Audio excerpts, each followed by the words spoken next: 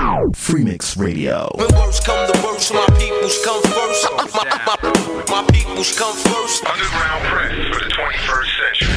FreeMix Radio. What's up, world? I am Jared Ball, the Funkinest Journalist, founder, creator, and producer of FreeMix Radio, the original mixtape radio show. Often enough, when I am passing out FreeMix mixtapes, teaching or discussing mixtape radio, people ask why we do what we do and how.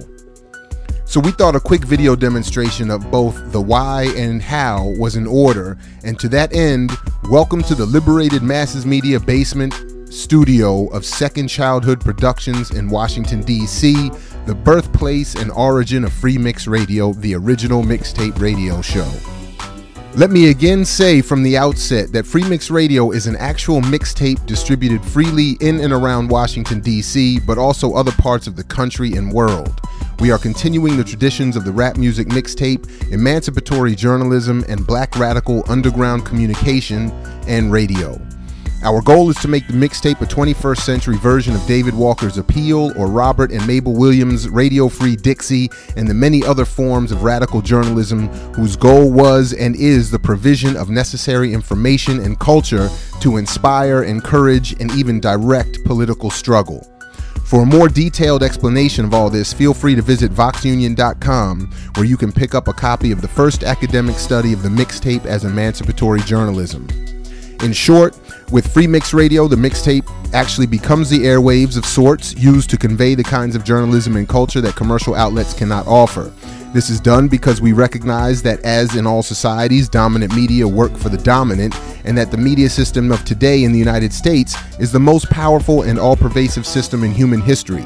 That means fewer people are able to control more of what we see, read, and hear, all of which leads to their ability to constrain our consciousness and ultimately our behavior. In terms of hip-hop and all music in general, 4 companies own and distribute roughly 95% of all the music in the Western world. As of July 21st, 2006, Sony BMG is looking to sell its music division, possibly to Universal or EMI, which is itself looking to merge with Time Warner, meaning that we may soon be down to 2 companies with this kind of control. So in what Greg Palast has called a musical OPEC, these companies are able, through the practices of payola or pay-for-play, playlist construction, and consolidated radio ownership, to determine who gets heard and who does not. The average at this point is $1,000 per song per station to get music onto those playlists, and the kind of heavy rotation they need to impose their tastes on us. This is how we end up going from not liking a song to loving it through simple repetition and play, and we end up saying that the song has grown on us when in fact it has been imposed. Of the many efforts at media reform, few argue for the actual establishment of a low-tech underground alternative press, as we do here with FreeMix Radio, when already 40% of the country has no high-speed internet access, or more than that in Black and Latin America, or when media giants are lobbying Congress to end net neutrality, making the internet more expensive and therefore more exclusive. We are fast approaching a time when even that medium is far less free than today, when it is already proven not to be a viable solution to the media needs of the Black, Latin, or poor population.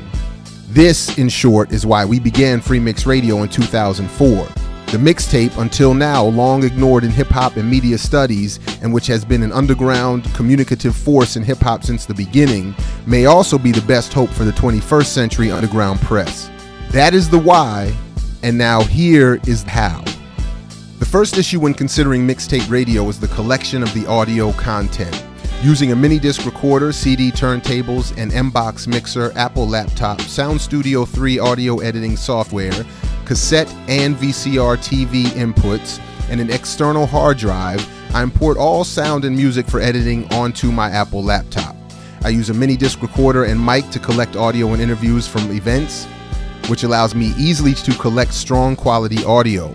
I then use the software and turntables to import music, mix, and do my best to set a high quality audio file ready for burning to CD.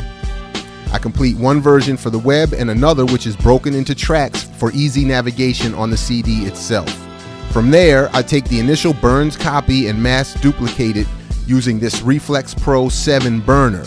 I visit computer market shows to buy in bulk to keep costs down, as we are a very small outfit with little funds.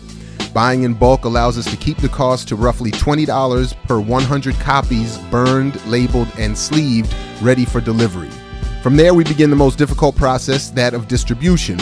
We use local barbershops, cafes, and a lot of hand-to-hand in the street distribution to get them out. Some have sent away for copies to distribute where they are around the globe, and we encourage that kind of support. But it is also our intention to encourage the development of mixtape radio shows wherever you are as part of a larger struggle for media and political freedom.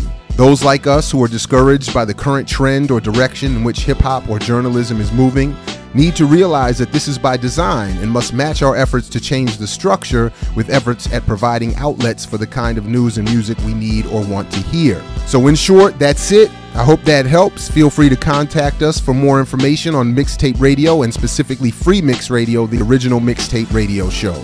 The mixtape is freedom. Get yours, burn it, and pass it along.